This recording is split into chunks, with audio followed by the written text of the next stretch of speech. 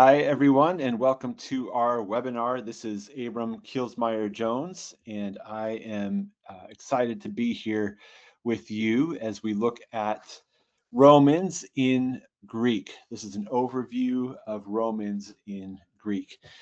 We will look through the book as a whole. We're going to cover in brief outline the vocabulary of Romans, the theology of Romans, the historical background, and I'll point you to in-app tasks and features so that you can do some more of your own research on this. That's admittedly an immense amount of ground to try to cover in an hour. So really, you could think of the purpose of this session as twofold. Number one, I want to share some summary information about some of these big points about Romans, and that's all in the handout. And number two, I want to make sure you feel equipped to go and do further work on your own. Romans has been written about a lot, as you know, in the 2,000 or so years since it was written. And so we won't even begin to do it justice, but we will get a good sense of what the book is about, what it's for, and we'll do that with the Greek specifically in mind. This handout that you see on the screen is available to you in the materials section of your GoToWebinar control panel. If you haven't been with us in a while, that panel has changed over the last month or two. But if you go to the materials section, just click that open. You may have to do the three dots in your menu that are horizontal to show more. But once you see the materials section, it's like a icon of a piece of paper with the paper clip, you'll see this PDF, Overview of Greek Romans. And that's what I'll be using to guide us today. We are recording our session today, and if you are here live, you will get a copy of this recording in your email inbox as soon as Linda Perry sends it out. And you'll also get an attachment of this handout in case you don't get it now. If you're watching on a recording, you can email me at abramkj@accordancebible.com, and I'd be happy to share this handout with you via email. Any questions or comments that you've got, you can type them into the questions box and let me know. I will either respond there individually or I will anonymize your question, share it in the chat, and respond that way. So again, that's the questions box. You can type that in. It's like a one-way typed chat with me, and we can take questions and comments that way. All right, without further ado, the book of Romans in Greek. And I am not necessarily assuming a given level of Greek knowledge on your part, but it is titled Overview of Greek Romans. So we'll be looking at the Greek and doing some Greek searches. So I hope that will be useful to you. Let's just see where we're going to go. We're going to start first with the purpose of Romans. We're going to move to application. Admittedly, that's kind of quick to get to application right away, but we'll talk about that. We're going to summarize Romans. And with all of these things, whether it's the purpose or the application or the summary, I'm going to offer a statement or paragraph or so, but then also ask the question, how can accordance get you here? So I'll say, here's what I think the purpose of Romans is. Here's how you can get to that through accordance. So we'll do purpose, application, summary, some key phrases in Romans, actually a key phrase in particular, and then we'll talk about an outline of Romans. I'll make sure we've got time for questions and comments too, especially if there's something missing from this webinar that you want to learn about. We'll make sure we've got time. So let's start with the purpose of Romans. The purpose of Romans, as I read it, is to counter the fighting in Rome, and fighting that maybe you want to call it conflict or division, but to counter the fighting in Rome between Jewish and Gentile Christians. Paul describes justification through faith in Jesus, which has been made available to people of all ethnicities as the basis for Jewish Gentile Christian unity. That is admittedly a long multi-clause sentence. It's hard to try to summarize the book in one sentence. That would be a great exercise, though, and we'll talk about how to do that. But that's how I would summarize Romans in one sentence. Until I read it through carefully a few years ago, I would have just said justification through faith in Jesus, and I would have left it at that. But as I'll show you today as we go on, it is amazing how often Paul uses the word all.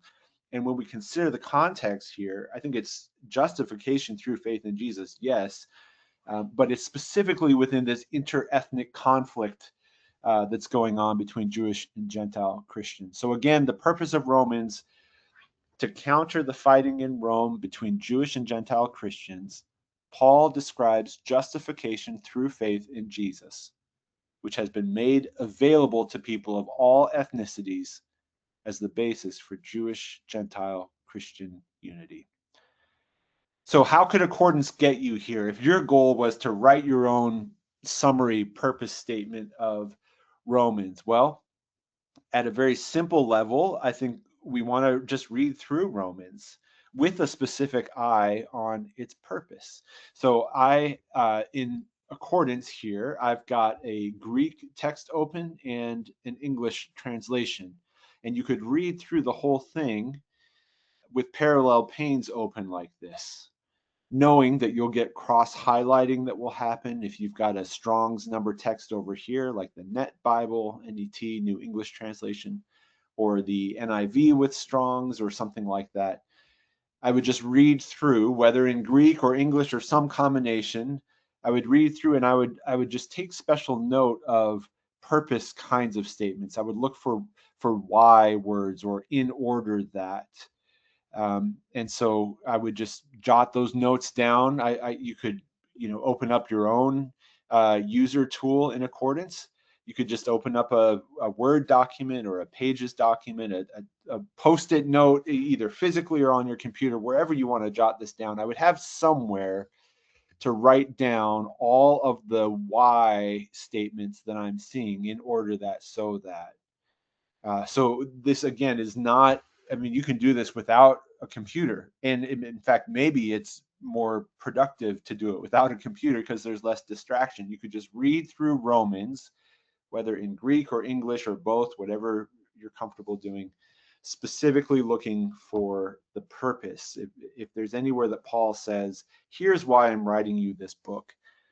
Now, in some letters in the New Testament, we get explicit statements like, I am writing this so that, John, the Gospel of John, these are written so that you may believe. That you don't get much more explicit than that. John's telling us, here's the purpose. Other books, not so much, but we might even think about starting in the first chapter where there are the greetings, and then in the last chapter when there are more greetings and the farewells, and say hello to this person, and this person says hello. So you might even start there. We can go a step further than that, though. This is the second point on your outline. You could search purpose-related words or phrases. Now, you can do this in Greek or English. Let me demonstrate it in English and then in Greek. But I'm just going to open up an English Bible here, and I'm gonna take the word so that, take the phrase so that, realizing that this is going to be maybe different translation to translation. You might get so that, you might get in order that. But I'm gonna take so that, and I'm gonna search it. Now I've got the whole Bible here. I want to just search Romans for the phrase so that. So I'm gonna right click, enter a command, and go to range. You can also see a keyboard shortcut there. Another way to add the range is up here under search, enter command and range. It's the same menu. You could also just start typing RANGE, and then here's the command. And I'm just going to type in ROM or Romans or anything that Accordance will recognize as an abbreviation. I think for that matter, RO would work. And sure enough, I've got all of the times that so that appears now in the Net Bible in the book of Romans. For I long to see you, so that I may impart to you some spiritual gift to strengthen you. All right, and we'll have to work our way through these. We won't do this all now, but this is not Paul saying, I am writing so that, but he is saying, I want to see you so that. So you could say that somewhere in the purpose, he's writing because he wants to tell them that he wants to see them. And here's why he wants to see them. And we'd want to read that in context. There's a lot of so that in chapter 3, chapter 4. And again, I would pay a special attention to the first and last chapters just to see if there's something. Paul tends to do his, logistical notes, for lack of a better phrase. I commend to you our sister Phoebe, so that you may welcome her. Well, it looks like this is a pretty good reason that Paul wrote the letter. So at this point, I'm just doing bullet points. I'm doing that wherever is most convenient. Wherever you already take notes, there's no need to learn a new tool or feature for this. And then I will kind of group those by themes and, highly condensing this. I give you this purpose statement. Yours may sound different. Another thing you can do after you've spent some time in the text, you can do a research search to see what other people say about the purpose of Romans. And I would personally not do this before I read Romans if I had time. I mean, ideally, I'm just really letting the letter speak on its own terms as much as that's possible and getting what I can from it. Having done that, I would want to see, okay, am I the only one in all of human history who has read it this way? And if that's the case, I might be a little more skeptical of my interpretation. So you can do a research search in your commentaries. And this is not an exact search, but something like this, Romans within 2 words purpose. So what that will do is find any text in your commentaries where it uses the word purpose next to the word Romans. Again, that's not going to be perfect, but it will be a start. So I'll go to File, New tab, Research, and I'm going to search.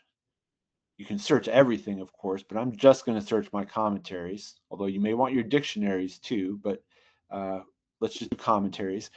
And I'm going to search Romans, and then I want, let me just copy and paste this in here, Romans within 2 words, purpose. And by the way, you can get that within 2 words the same way we got range, enter command.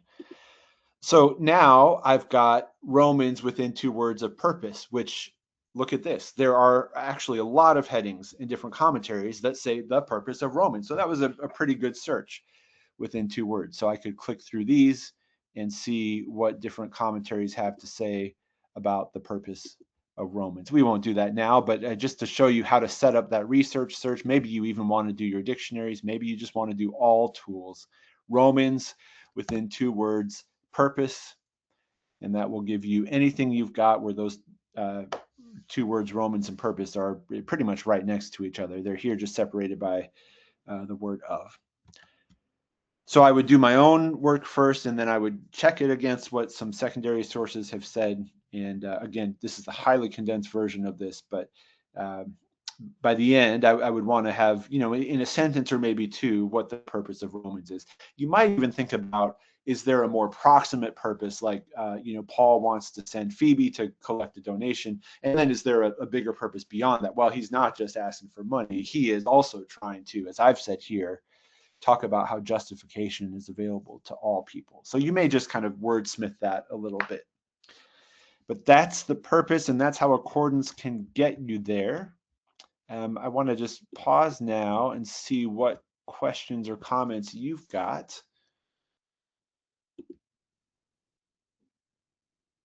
Yeah, somebody says may also want to search study Bibles to get to the purpose. That's great. Yeah. So I think really if you just do all tools, that will work, but your study Bibles are likely to have that, any kind of summary tool. I see somebody says a few minutes ago, nobody shared their screen and I'm not seeing anything. I think others are seeing the screen. Maybe let me just confirm with some others that the screen is working. I think you should be able to see my screen, but do let me know if not, because I did share the screen. Yeah, okay, good. All right, we'll keep the comments and questions coming. I'll check back there again. I want to move on to application, and I probably would do the summary first, but let's just talk about the application because it is connected to this purpose. I see this purpose then, this basis of justification by faith in Jesus Christ. Because of that, it is offered to all people who believe, and without ethnic distinction. Christians ought to work through conflict and build true unity together. And I would even add unity that's on the basis of Jesus Christ. And that's what I mean by true. Now, there may be better ways to say this, but my goal here is to take the purpose and think about how might this purpose apply to somebody reading now. I'm not in Rome. I am Gentile. I'm not Jewish. You may be one or the other. You may not. I think we have Rome, Georgia represented here, but we're a different audience than Paul wrote to. So there is some work to do here in asking how does this purpose translate to us today? But I think, as we'll see with this word all, Paul is speaking broadly enough that it doesn't take much imagination. In fact, it takes no imagination to see him saying Jewish or Gentile, everything in between, everything that will every kind of identity, all have available to them justification through faith in Jesus. So that's the connection that I make there, how it applies today. As far as how accordance could get you here with application, again, I would consider reading through in parallel panes. You might just read specifically looking for application. This does move us into the realm of interpretation. How do I tell what applies and what doesn't, for example? And some of these will be easy, like, so that you may welcome her in the Lord in a way worthy of the saints and provide her with whatever help she may need from you. Well, does that apply to me today? Well, Phoebe is no longer living and so doesn't need help from me. So that's, pretty clearly context specific. What about Romans 3:23? All have sinned. Well, all means all, and so I assume that goes beyond the first century. So you'll have some questions of interpretation to do, and you may even want to look at some of your tools about interpretation more generally. This is kind of taking a huge step back. How do we apply the Bible in general? And then maybe how about the New Testament? And then is there something specific about letters and then Romans in particular? And so I'm just going to set up this one search. That's obviously a huge question, but you could go back to research again, file, new tab, and research. And then here I might select my theological tools to search. And I might do a search. I might just search the word interpretation or hermeneutics. And sure enough, biblical interpretation and scholarly inquiry. Whatever you've got in your library will show up here. Here's the interpretation of Scripture from the ancient Christian, what is this? Let's see, ancient Christian doctrine. So whatever you've got will show up here. You could add interpretation and Bible or something like that to narrow your search. But this is going to help us think about questions of interpretation more generally. And then we could do the same thing that we did with purpose, whether it was commentaries or study Bibles. We could do the same thing in our research search, searching all of our tools for Romans and application. So I've got secondary sources that are going to tell me about how Romans applies. What's the application of Romans? I'm going to start here. Again, I'm going to search all tools. I'm going to type in Romans. I'm going to go to right click, enter command. We'll just do within 2 words. You could do 3, and I'll do application or apply. But what I'm going to do is APPL asterisk, which serves as a wildcard and gives me Romans within 2 words of apply, or in this case, applied, Romans within 2 words of application. Now, some of these won't necessarily pertain to what I'm doing as it applies to Romans. The Romans applied the name. So I'll have to wade through these. Eventually, I'm going to find something that's going to say something like Romans applied today, or what is the application of Romans for today? So none of these searches is perfect, but it will at least get you in the ballpark. You might even do something like Romans today, or Romans within 2 words of living, something like that. Just kind of think through how a commentary might describe application. So here's my application statement, and then here's how accordance could get you here. But let's summarize Romans just so we have a sense of what this book is about. And again, I'll give you my summary and then talk about how concordance can get you here with your summary. Here it is, and I'll just read this. It's all in the handout. But Paul wrote to the Romans on his way to deliver an offering from 2 other churches to the poor believers in Jerusalem. He wrote both to encourage them in their faith and to correct them where necessary. In particular, disagreement and arrogance over issues related to food, cleanliness, ethnic heritage, and who was a part of God's family all led to fighting between Jews and Gentiles in the Roman Church. But Paul carefully argues in Romans that the gospel of Jesus is for the salvation of all who believe, regardless of ethnicity. You could add, regardless of what food they eat or don't eat. This salvation comes through justification by faith in Jesus, who died for sins to set humans at peace with God. Therefore, there is no place for boasting along ethnic lines. And then I say Paul clarifies, this is chapter 11, the nature of God's election and Israel's role in salvation history. Adoption into the family of God began with the chosen people, Israel, but now Gentiles have been grafted into the Jewish root or branch. Though Christians may be many, Paul exhorts, yet they are one body and so should live like it. Now, Paul at this point transitions into what do you do about it? Paul expresses his hope to see the Romans and asks for their prayers and support. He sends greetings in advance of his visit. The letter concludes with a doxology to God. It took me a lot of time to do that. And the way that I did this was reading it through, as you might have guessed, in English and Greek, where I was able, having some kind of diglot, whether it was a print Bible open or actually I did do this in print when I first did this summary, but you can, as we've seen, you can do the same thing in accordance where you've got a Greek text and an English text. And what I would do here is read through, and for example, here's a paragraph. So I might just start by reading through Romans 1 through 7 and trying to summarize it in a sentence or a clause. And then whether you do this in accordance or in a notepad, electronically or in print, I would just jot that down. I might even put the reference too. In fact, this will serve you well for your outline later. But right now, I'm just trying to capture some of the big ideas. And your headings will do that too. So you can draw on the headings if you want. If you want to, you can also hide your headings under advanced and let's see. Uncheck show section headings. So now those are not there. And I would uncheck that if I were just reading it straight through and wanted to kind of, take a go at that myself. But you've got the paragraphs at least, so I might stop each paragraph, just jot down a summary. And so you can kind of tell, I mean, this is sequential through the letter, but then as themes keep coming up, you can condense them.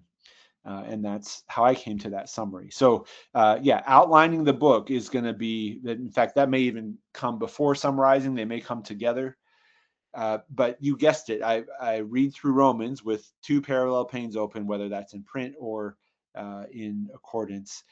You might also want to draw on some secondary sources like the outlines of Bible books, which is available comes with just about any collection in accordance. So depending on what you've got in accordance, just search your library for outlines. Chances are decent you've got it.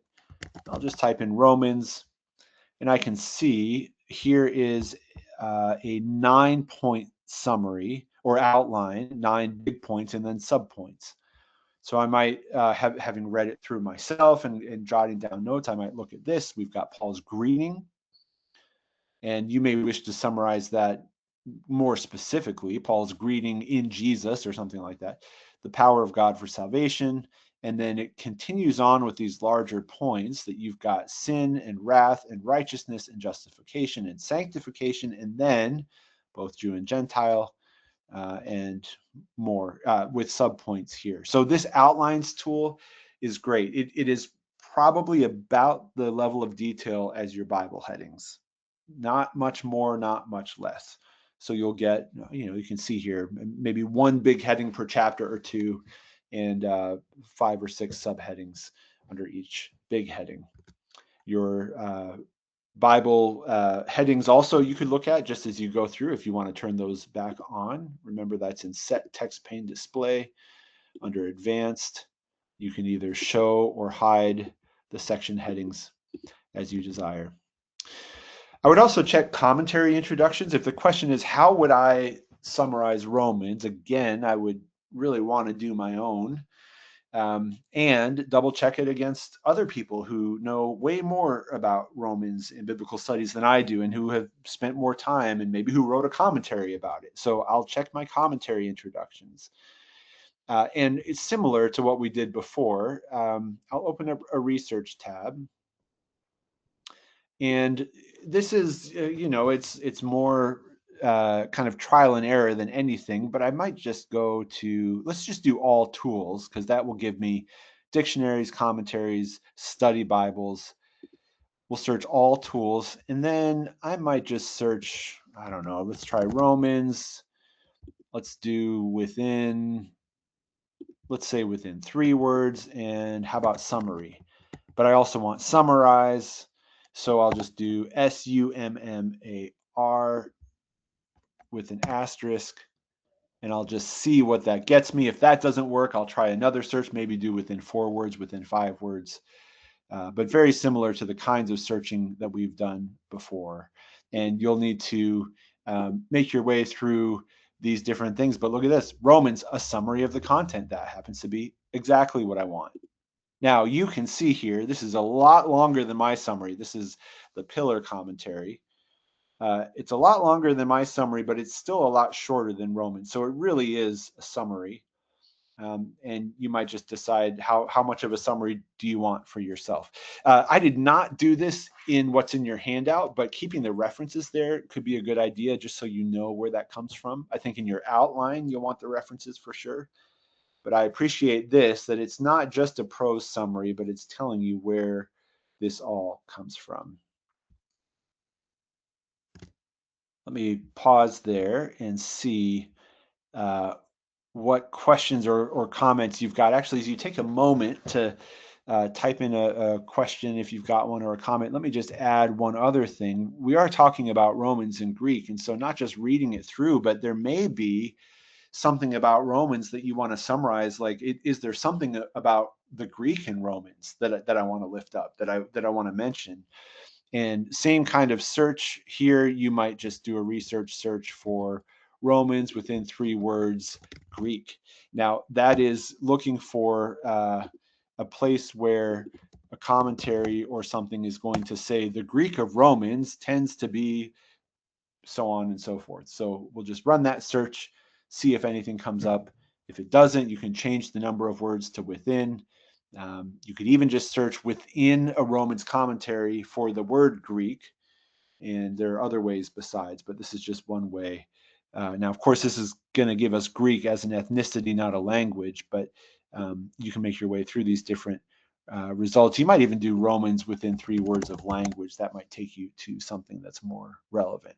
So that would be part of this. I did not include that in my outline or my summary that I've shared with you, but I would want to think about, are there particular Greek features that I want to be attuned to in the book of Romans?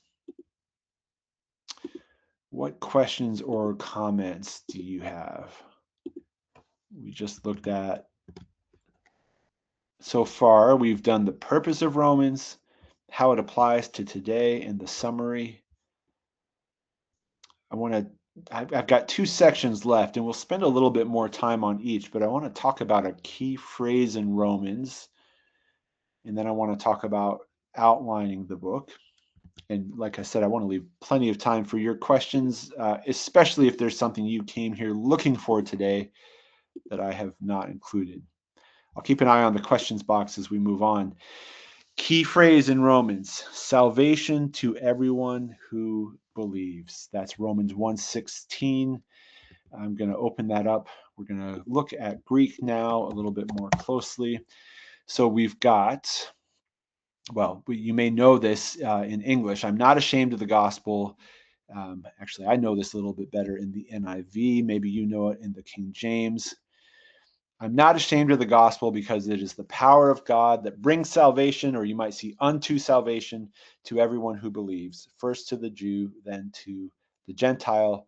And then verse 17 continues that thought. But this right here, soterion panti to pistuanti, ugar episkunomai, for I am not ashamed, ta euangelion, and that's in the accusative. So what is he not ashamed of or about? The gospel.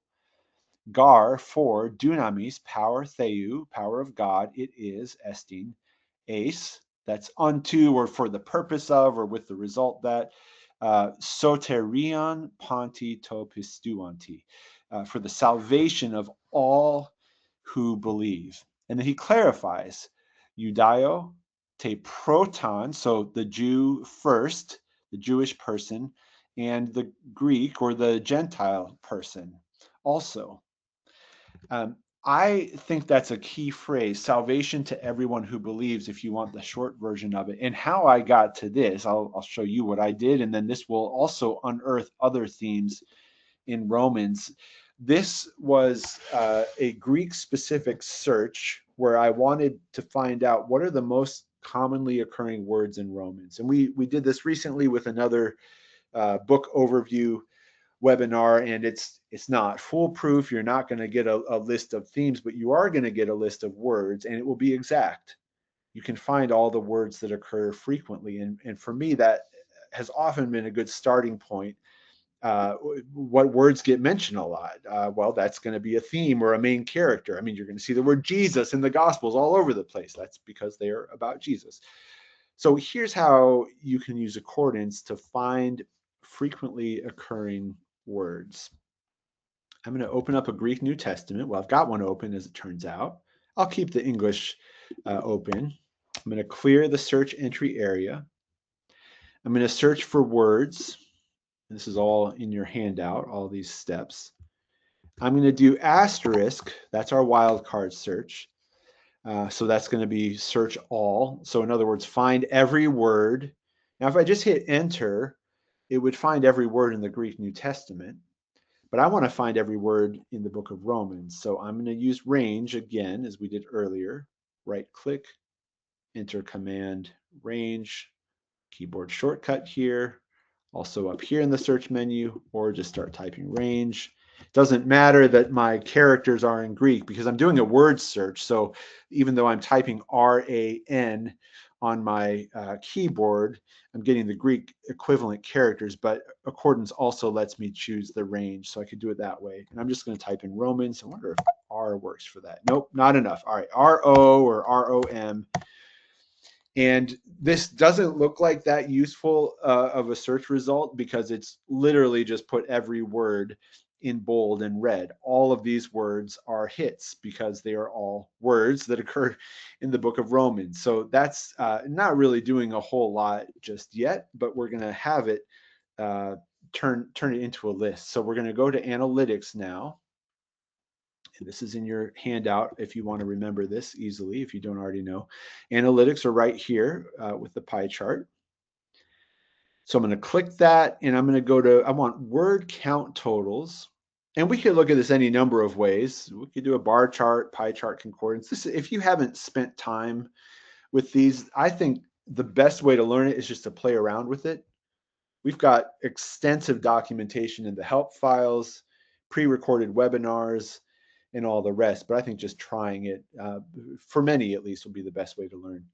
So I'm going to go to word count totals and analysis. So that's here, word count totals / analysis. And now what I've got here is all of the words that occur in the book of Romans. Remember, that's the asterisk, all words in the book of Romans. So I'm just seeing the data here, right? And we can just look at this, 7,113 words, that's confirmed here. Right here, before I even opened the analytics, here, I'll just show you without the analytics. I've run my search. I see that there's 7,113 words in Romans, and that's out of 433 verses. So that gives me some useful information. 7,113, by the way, is the word count. So it's not the number of unique forms. It is the word count in Romans. So if I were to go to count them, 1, 2, 3, 4, all right, that's what 7,113 is. And it says that here also in the analytics, 7,113 total words. And then it gives me this, which I had to open the analytics to get, 1,058 different forms. So a lot of these words, of course, are repeated, as we'll see, like Abraham, Abraham occurs 9 times. Agathos, good, 21 times. So if I wanted to memorize, if I wanted to memorize 1,058 forms, I would be able to read through Romans without help. That's probably ambitious. But let's go to this count command. That's the last part that's here on your handout. Sort by count, going down, because I've got it alphabetical now. Sort by count going down. All the statistics stay the same, but now what I've got is these 1,058 forms with the most frequently occurring ones up at the top. Now, this is good for at least 2 reasons. One is I'm probably not going to memorize 1,058 words, or maybe I know 200 of them. I'm probably not going to learn 800 before I read Romans. But I could learn another 50 or even 20, even if you take just what you see on your screen here. And maybe you know all those words, add these up and you already know thousands of words in Romans, which is encouraging. And so you might just use this list to help you with vocabulary in general. Before reading Romans, what are some frequently occurring words? And these, by the way, are the number of times that these words occur in Romans, not in the New Testament. Ha occurs many more times in the New Testament, but 1,105 times in Romans. That's like a seventh of the book. So I'm well on my way just by knowing that word. All right, so that's one thing. This will help me with vocabulary as I'm reading through the book. Another thing is this is going to help me find words that occur a lot and therefore may be central themes for Paul. And I think pas is one of those words. Let me go back to accordance to show you how I've done that. I've got the count down. So ha, kai, en, autos. I'm not really making note of this. These are going to be frequently occurring in any book, in any language, these words. But when I get to theos, all right, so I would expect that in the Bible, but 153 times is a lot. So like this is, 10 times per chapter roughly. Paul is saying God. That's not to mention the times that Paul used a pronoun for God, or where God was the subject of a verb but wasn't named as theos. So God is clearly a theme of Romans. Ego, 148 times. So Paul says I a lot. That doesn't mean Paul's writing about himself. He may not be telling his life story. He may just be saying, I urged you or I exhort you. But there's something very personal about that. Gar, 144 times. This is going to let you know, which you will already know about Romans, but there's a lot of reasoning here, a lot of logic, a lot of argumentation, not in the sense of arguing with people, but here's Paul's argument, almost like a geometric proof. Anyway, you scroll through these and pas 70 times. That I think is what really stands out to me. Pas 70 times in the book of Romans. So if you divide 70 by 16, would just a little bit under, what is that? A little under 5 times per chapter. So Paul is saying all a lot. And so having seen that now, I might even go back and read through Romans just looking for that. You can also, right from this analysis window, it says triple click a form to see its occurrences. So let me triple click pas. And that's taking me to pas in all of its occurrences. Now this took out the range, so I could add the range back in, or I could just jump to Romans this way. And I might even open up a parallel pane, but now I can read through Romans and just look at all the times that the word all is mentioned. And even from the very beginning, verse 5, all the Gentiles, all in Rome, for all of you, verse 16, and that was the phrase I highlighted, everyone who believes, all the godlessness and wickedness. So there's a lot of all in this book. And so I think for me, that's one of the things that kind of emphasizes that theme, that it is about justification, yes, and it's about justification for all people. It's not an accident. This all is not an accident or an afterthought. It's a pretty central theme for Romans. So I got that from just this reading it through, but also doing this search in accordance. So again, it's taking a Greek New Testament, using the asterisk for all, and then limiting your range to Romans. Obviously, you could do this for any other book. You could do it for multiple books. You could do it for the Gospels. You could, for range, you could put Matthew through John. And then I'm finding all the words, sorting them by frequency, and then just seeing what comes up. Now, with these results, I want to ask further questions, and we won't get into these now, but keeping in mind the purpose of Romans, keeping in mind the summary that I've already done here, presumably, I would just get curious about pos. Of whom is it used, or about what is it used, or all of what, or all of whom? What words are next to pos? I might just take notes either mentally or in a document that I'm doing. And accordance with this search, I mean, it's pretty easy. So I've got all who believe, all unrighteousness, or all ungodliness, and I can have a parallel pane open and just get a sense of what is Paul talking about whenever he says all. Now, some of these things will come up a lot, but other times he'll just say things like in every way, every human being. We get into 3, all have sinned. That's going to be a form of pos pontes. All right, well, I'll stop there, but I think this alone is a fascinating search. And for me, it revolutionized my read of Romans to see all so often in Greek. That's a word that's easy for me to gloss over, and especially as someone who kind of grew up with this book, and I thought, well, yeah, of course it's for all who believe, but Paul really says all a lot. So I think there's a point to that. And I would check this against other interpretations too. Has anyone else seen this? And I've seen a couple commentaries that have said similar, and so took that as some kind of confirmation. Somebody says, can you search for a Greek word but print the verses it appears in English and not Greek? Yes. So the way that I would do, there's a couple ways you could do that, but I think probably this, and you may have asked this before I showed the parallel pane, but I think you can take this window and right click and print selection, and then it'll take you to your print dialog. You'll actually have to select the text, right click, print selection. Yeah, it's just telling you don't violate copyright law. All right, so there, and you could resize this. I mean, this might take a little bit of doing to get this how you want it. But yes, the short answer is yes, you can do it. What this does not do, though, is because I searched for pos in Greek, it's giving me pos in all of its forms in bold and red, but it's not doing that in English. So I could do that if I wanted to do it specifically in English. There's a couple ways. The less accurate way I'll start with is to search for the word all.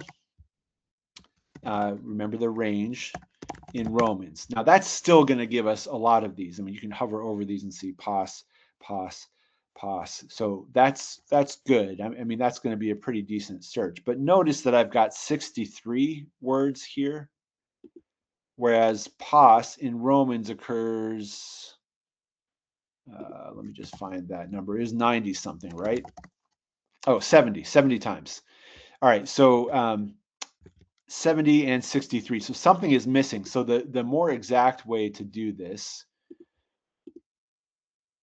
bear with me, I'm just going to open up a new text. You can take from the English the word all. There's a few ways to do this, but here's one. Right click on all, search for not the word, which I've done here, but it looks like some pos is missing because maybe it got translated as every, which is the same thing, but it's not the same word as ALL. It's a different word. So I can right click the English word, search for the key number. And then what I've got is essentially, which I think is what the question is, and please ask again if I'm missing it. This is searching for the key number, which is Accordance's way of linking the English to Greek. And you could do this with Strong's and print back in the day. Well, you can do it now, actually. But this is searching the Greek word that is translated as all in my English text and giving me all the results. And you'll notice the range is gone if I go to range in Romans 72. So there's a little discrepancy there that I'd want to look into, but this is a more accurate search than searching all if I want to find the Greek word for all, because here everyone was not translated as all, but it is pas. So you've got some options, and it all just kind of depends on, do you want to do the search in Greek and then open up the parallel English? Do you have enough Greek to do that where you'd want to be looking at the Greek anyway? Do you not have enough Greek to do that? And so in that case, you can take the word all, search for the key number, right click, search for the key number. And again, right now, all I'm seeing is English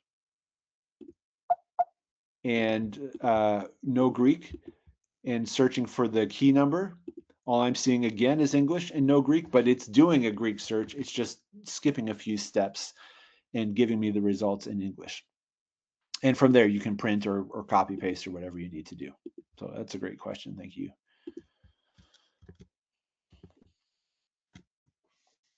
All right. Any other comments or questions on phrases, vocabulary, themes? I didn't mention this, but of course, you can go to your commentaries and look there at even just at the introduction, or search like we've done Greek within 3 words. You might do like Romans within 3 words themes or something like that, or Romans within 3 words theology, and get a sense of some of the key themes there. All right, let me just catch up on questions.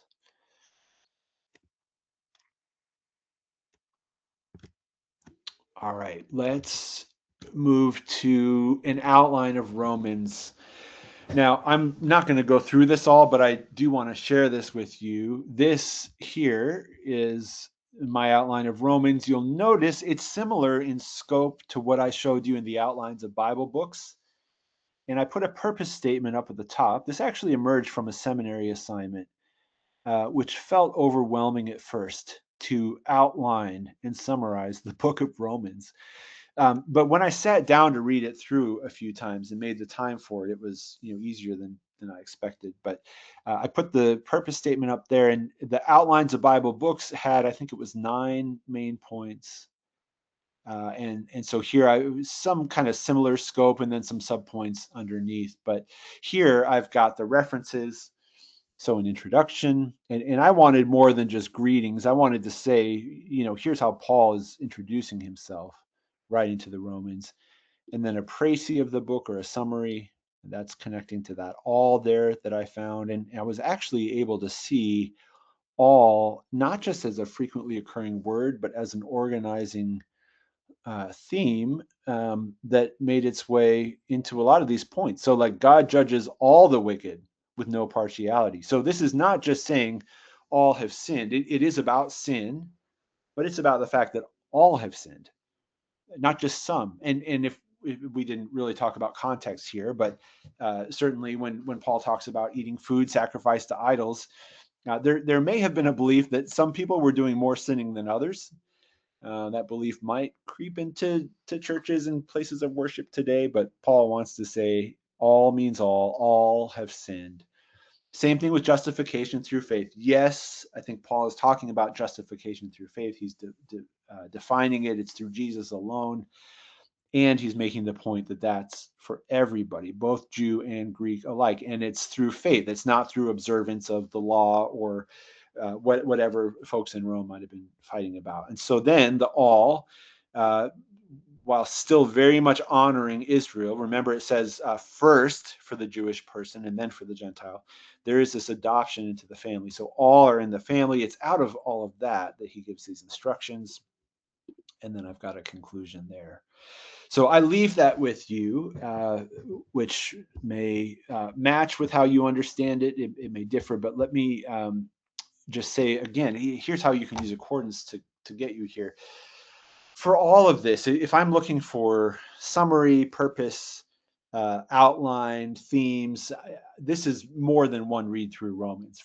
You may be better able to do this, but I could not read through Romans one time and get all of these categories. So I might read specifically through, like I said at the very beginning, you might just let your first read through be try to find out why is he writing this in the first place. But on one of those read throughs, I'm actually jotting down these notes for the outline, probably when I'm looking for the summary. So reading through the text again, Accordance can help you with this, as we've seen. I've got, again, this 2 languages here. I can clear the search entry area. I've got Greek at left and English at right. I might even open up a couple of other different translations depending on what I'm after and see it in a couple translations. So just go to Romans and I would start reading with or without these headings. We talked about that. So that's a really easy setup in Accordance. And if you're looking for more features, please let me know in the questions. We can talk about that. But the point is, you don't need to know a lot in Accordance to be able to do some meaningful study. So I would make my outline. I think starting in broad brush strokes is good. And then you just decide what level of detail to include. And I just note here, we've got tools within Accordance. If you go to File and User Files here, there's a whole host of tools, whether it's paper, stack, tool, or notes that you could use. The advantage to the notes is that they tie to the individual verse. So you're essentially making your own user-created study Bible. But you've got some other options. If you go to the Help menu, we've got a whole lot of documentation on these different features. So I know it's just kind of a quick overview, but if you're wondering what is Stacks, you can just go to the Help file and search that and see, would that be a useful thing to use? But again, as much as it can be fun to learn new apps and new technology, my thought here would be use whatever you're already using. If you're using Microsoft Word or Evernote or Notes or sticky notes physically or electronically, just stick with that. And then as you're reading through, just noting here, if you've got the purpose in mind already, try to see how that shows up and how frequently recurring words might shape your outline. This might be a place to mark things up. So maybe if you're comfortable marking up your Bible, you do that in print. There's a highlighting tool in Accordance you could use.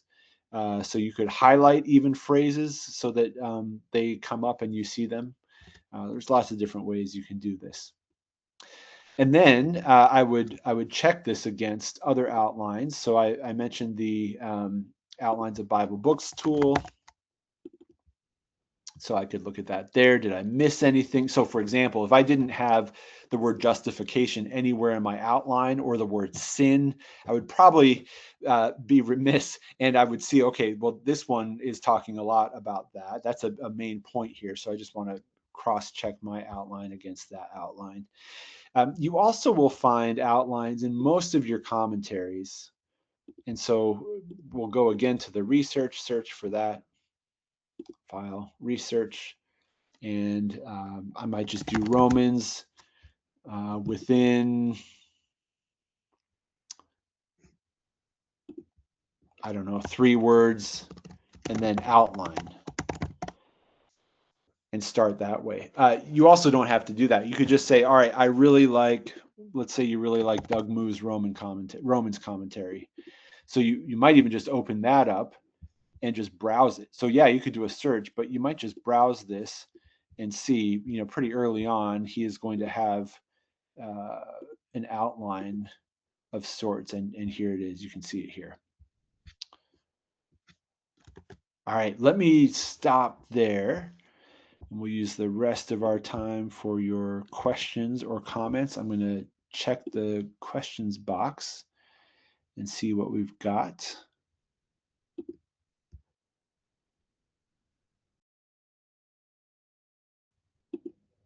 All right, some of these I'll respond to individually.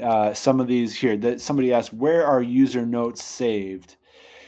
So if, as far as retrieval, let me just get a text open. So you can retrieve them from Add Parallel and add them this way. User notes are saved in, it's buried in your library in Mac, and it will be different in windows, but you'll find it here in under accordance files and documents in this case. So that may change depending on what version you're in or what platform you're in. The user notes are specific to accordance. So unfortunately, they are not files that you could open with another text editor. So what a number of users will do is just make sure they're well backed up, or even copy and paste them into something else. That's a possibility. But yeah, you can access them from the Add Parallel pane. You can also go to your library, and you can even filter it to just see your user stuff. But I'm just going to scroll all the way down to the bottom. You'll find your user tools down there. Or you could just search user notes to open that way. By title, so AKJV, that's a user note file. Let me know if that didn't answer your question. Yeah, and somebody notes that user notes are not translation specific. That's right, and that's great. So you can, even if you create a user note in parallel to the Greek text, next time you could just have an English text open and open up your user note, and you would find it. All right, let me see what other questions.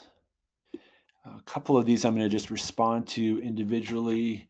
Let me know what other questions or comments you have. We'll take just a moment and then I'll wrap us up.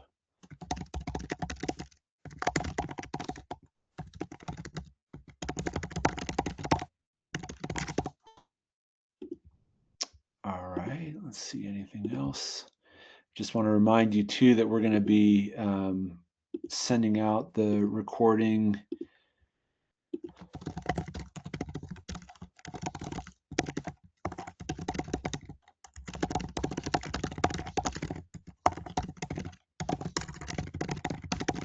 All right, I think I'm caught up now, and let me go ahead and end the recording, then I'll stay on for just a few minutes for you who are live, but I'll reiterate, if you're watching this recording, the handout, you can email me at abramkj@accordancebible.com, and I would be happy to pass that on to you.